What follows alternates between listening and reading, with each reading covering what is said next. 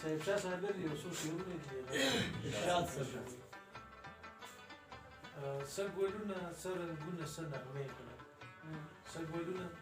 څه رنګونه څه نغمې کړم ستا د ښار خبرې ستا په شان خوږې کړم د تیارو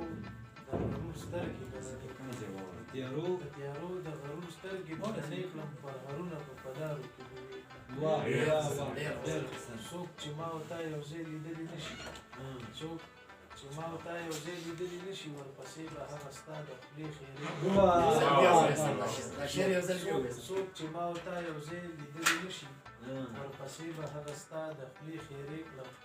او د جانان د خوږولو سترګو یاده